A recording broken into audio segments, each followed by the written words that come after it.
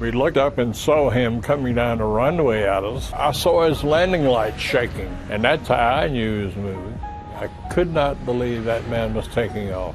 A crash. It was a tremendous explosion. There was fire. There was gasoline spewing out. There was smoke. The fumes were awful. I saw flames coming, so I figured I saw my mom go, and I looked at my dad, and he told me to jump, so I just crawled out and jumped. The passengers on KLM Flight 4805 were exhausted. They had been diverted to Tenerife after a terrorist bombing at Gran Canaria Airport closed it for much of the afternoon. At last, they were taking their seats aboard the 747 after waiting for hours inside the airport's terminal. Then, the captain's voice echoed through the overhead speakers. Ladies and gentlemen, we have been cleared to taxi. Flight attendants, please prepare for departure. Passengers exchanged weary glances, some relieved to finally be on the move, others simply too drained to react. Overhead bins clicked shut, seatbelts were fastened, and the cabin crew methodically ran through final safety checks. On a different aircraft not too far away, the pilot made a similar announcement. The Pan Am passengers, even more eager to depart after remaining on their aircraft all day, felt the 747 begin to roll forward. Few noticed the low-lying fog outside, blanketing the runway in a thick haze. Meanwhile, on another part of the island, Robina van Lanschot walked into her home, excited to be back after taking another tour group overseas. She had departed the KLM plane at Tenerife along with the other passengers, but chose not to continue on to Spain since she already lived on the island. Back at the airport, both planes began to creep across the tarmac, KLM in the lead, carefully turning around at the far end of the runway. Pan Am, following behind, was searching for the designated taxiway to exit and wait for the KLM to depart. Visibility was poor, and the control tower's view of the runway was nearly eliminated by the fog. Suddenly, after a miscommunication with the control tower, the KLM aircraft surged forward, engines roaring. In the Pan Am cockpit, the landing lights of the KLM jet began to cut through the dense fog. The pilots frantically tried to maneuver their 747 off the runway to avoid the rapidly approaching KLM plane. At the same time, the KLM pilots saw the other aircraft and pulled up on the throttle, but to no avail. Passengers felt a jolt of panic without fully grasping why. Then the KLM's 4 engines, wings, and landing gear tore through the Pan Am 747 in a violent explosion. So when all the fire, I don't know why my hair didn't catch on fire, I jumped, I sat on the part of the wing, almost falling backwards. But anyway, I caught myself, and so I had to jump, landing on my feet, which I did. I'm afraid I landed on somebody's back. I hope and pray that they were saved.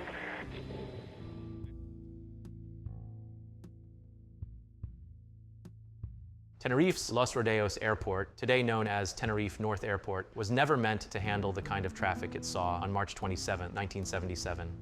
Located in San Cristobal de la Laguna, on the largest of Spain's Canary Islands, the airport was originally built in the 1940s to support inter-island and mainland Spanish flights. It had a single main runway and a parallel taxiway.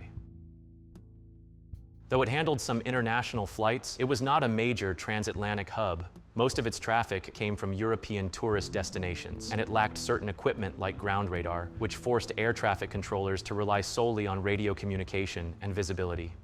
By the 1970s, Tenerife had become a popular vacation spot, attracting a growing number of tourists. And this is the exciting travel center of the fabulous Canary Isles. London, Leicester, Liverpool.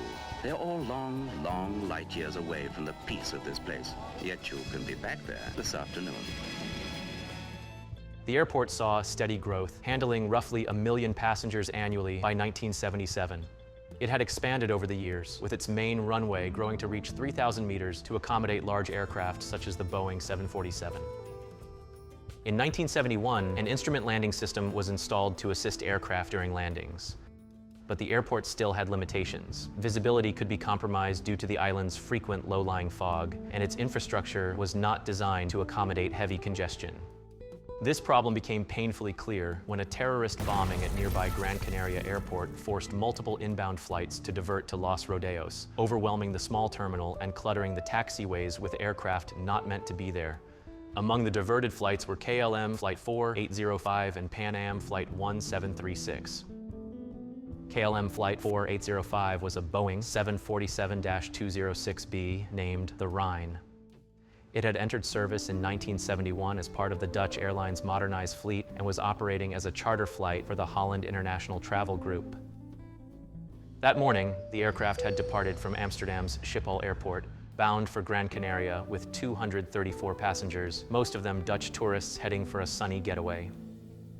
At the controls was Captain Jacob Veldhuizen van Zanten, a highly respected senior captain who also served as KLM's chief flight instructor on the Boeing 747. He had 11,700 flight hours, of which 1,545 were on the 747. His first officer, Klaas Moers, had 9,200 flight hours, while flight engineer Willem Schreuder had logged over 17,000 hours in the air. Among the passengers was Robina van Lanschot, a Dutch tour guide who had planned to continue to Gran Canaria, but made a last-minute decision to stay in Tenerife since she already lived in the area and did not want to continue on to Gran Canaria just to turn around and come back. The other 747 on the tarmac that day was Pan Am Flight 1736, a Boeing 747-121 named Clipper Victor. This aircraft had a unique history. It was the very first 747 ever delivered to Pan Am, entering service in 1970 as the launch model for the world's first jumbo jet. That day, it was en route from Los Angeles to Las Palmas, with a stop in New York. On board were 380 passengers and crew, mostly Americans, including a large group of retirees heading on a cruise. Among them was Eve Meyer, a former Playboy model and Hollywood producer. At the helm was Captain Victor Grubbs, a veteran pilot with over 21,000 flight hours. He was joined by First Officer Robert Bragg and Flight Engineer George Warnes, both experienced aviators. Bragg, a former U.S. Air Force pilot, had logged over 10,000 hours in the air, while Warnes had more than 15,000 hours of experience. Both flights had been routine until they approached the Canary Islands. At 1:15 p.m., a bomb planted by the Canary Islands independence movement exploded inside the terminal of Gran Canaria Airport, injuring several people. The threat of a second bomb prompted authorities to close the airport, forcing inbound flights to divert. Pan Am's crew had preferred to wait in a holding pattern until they received landing clearance, but they were ordered to land at Los Rodeos. Los Rodeos, a regional airport, was not designed to accommodate 5 wide-body airliners simultaneously. With limited space, the diverted planes clogged the taxiways. Departing aircraft, including KLM 4805, had to back-taxi, turning around and taxiing down the same runway they would later take off from. Further compounding delays, the KLM captain made the decision to fully refuel at Los Rodeos instead of waiting until Gran Canaria, extending the wait time for Pan Am 1736. The Pan Am crew found themselves stuck behind the refueling KLM jet, unable to maneuver around it due to a lack of clearance. As the delays mounted, so did the tension. Low visibility from thick fog and increasing miscommunication between the control tower and the crews set the stage for a perfect storm of disaster. 2 massive aircraft, each weighing over 300 tons, were on a collision course in what would soon become the deadliest accident in aviation history.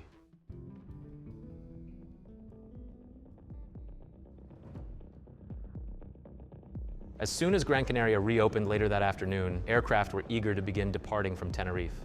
The tower instructed the KLM aircraft to taxi down the entire length of the runway before executing a 180-degree turn to prepare for takeoff. Meanwhile, the Pan Am 747 was directed to follow and take the 3rd exit on the left to reach the parallel taxiway.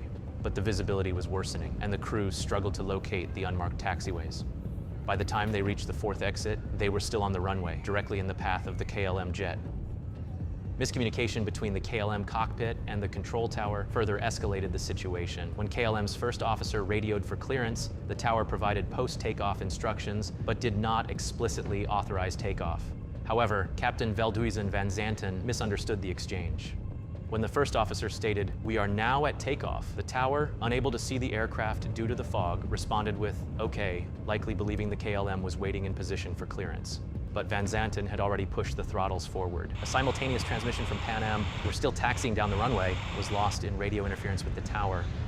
Moments later, Captain Grubbs suddenly saw the glare of landing lights through the fog. "There he is!" he shouted, followed by a frantic, "Get off! Get off! Get off!" He jammed the throttles forward, attempting to veer left onto the grass, but it was too late.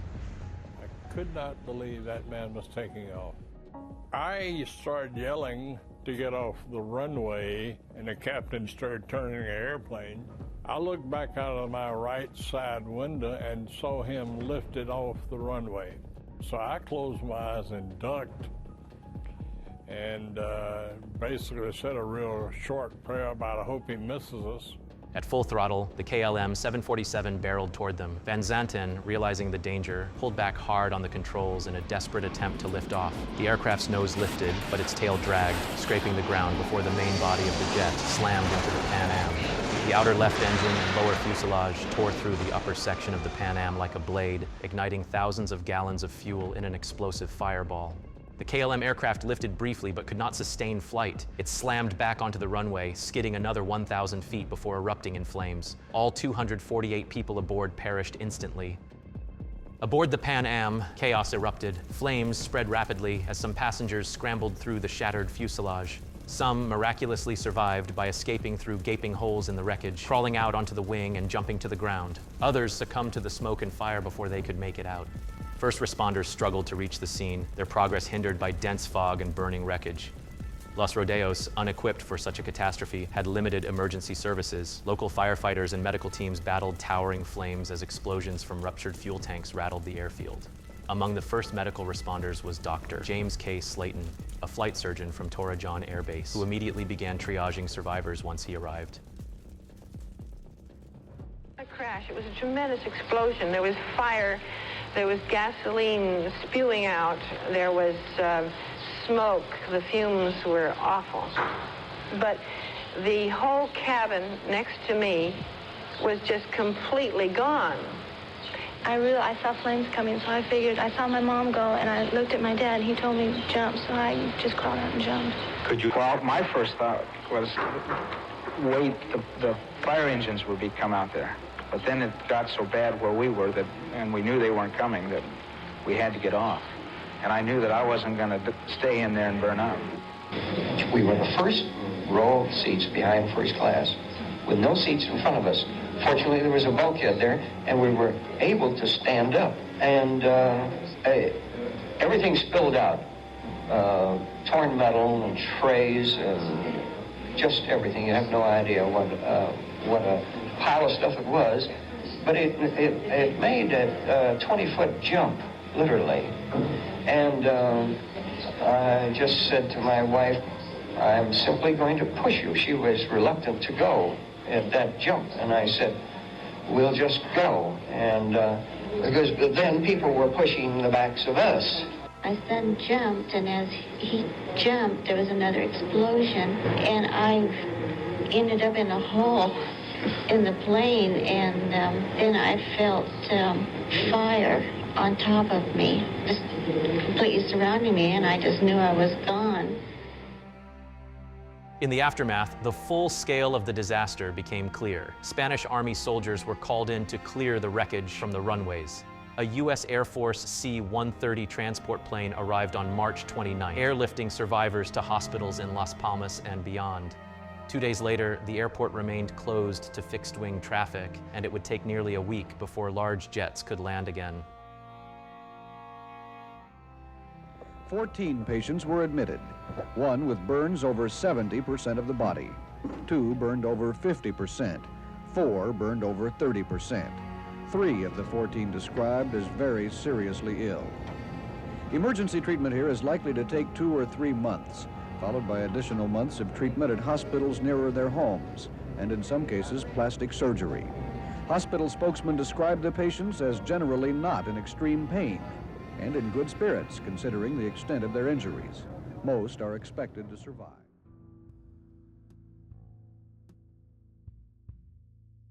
The Pan Am aircraft was given permission to leave the stand and to head down the taxiway to a takeoff point. Now, the Pan Am pilot says that he was told to proceed down the main runway and to leave the main runway and back onto the taxiway at the next junction. He was never able to do that because that was the point of impact. Investigators from the Spanish Civil Aviation Accident and Incident Investigation Commission swiftly converged on Los Rodeos Airport, aided by international experts seeking to unravel how 2 Boeing 747s could collide on a single runway.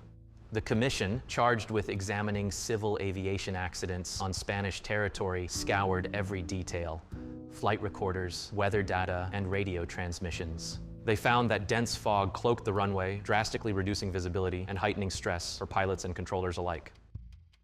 Air traffic had become unusually congested that day due to the previously mentioned bomb threat at nearby Gran Canaria Airport, forcing numerous aircraft to divert to Tenerife. In this crowded, tension-filled environment, communication lines suffered.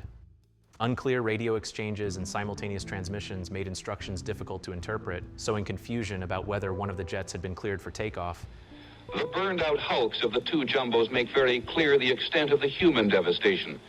Many of the dead, their personal belongings still lie indiscriminately along the runway, are so badly burned as to defy identification. Human error emerged as a critical factor. The captain of the departing aircraft, KLM's Captain Van Zanten, had not flown regular routes for 12 weeks prior to the accident, having been working as a simulator instructor. He was under pressure to adhere to strict duty time regulations, which influenced his decision to refuel at Tenerife, ultimately delaying takeoff and allowing more time for dense fog to settle. His urgency may have led him to misinterpret the tower's communications, and despite intervention attempts from his crew, he proceeded with takeoff. The investigation suggested that Van Zanten's authority and reputation may have discouraged his crew from forcefully challenging him, as there is evidence the flight engineer did question whether or not the Pan Am aircraft was still on the runway, but was dismissed. Meanwhile, ground control's instructions lacked unequivocal language to halt the takeoff or confirm positioning, a lapse that proved deadly. The investigation ultimately attributed primary responsibility to Captain Van Zanten, who attempted takeoff without explicit clearance. However, other contributing factors exacerbated the disaster: the airport's congestion, the Pan Am aircraft missing its assigned runway exit, and non-standard phraseology in radio communications. Additionally, KLM's decision to take on extra fuel increased the aircraft's weight by over 45 tons, extending its takeoff distance and intensifying the post-collision fire. Investigators concluded that clearer communication, stricter adherence to standard procedures, and improved situational awareness could have prevented the catastrophe entirely.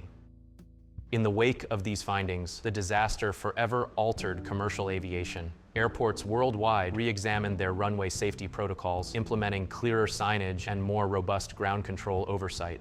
Standardized phraseology in cockpit tower communications became non-negotiable, eliminating ambiguity that once crept into radio exchanges. The word takeoff is now only spoken when actual clearance is given, replaced by departure in all other contexts. Additionally, controllers must explicitly instruct aircraft to hold position if lined up on the runway but not yet cleared. Perhaps most influential was the widespread adoption of crew resource management, CRM, training. This system redefined cockpit hierarchy, ensuring that all crew members, regardless of rank, could challenge decisions they deemed unsafe. This directly addressed a critical failure in the Tenerife disaster, where the flight engineer questioned their clearance but deferred to Van Zanten's judgment. Since 2006, CRM training has been mandatory for all airline pilots, reinforcing a culture of shared decision-making and vigilance.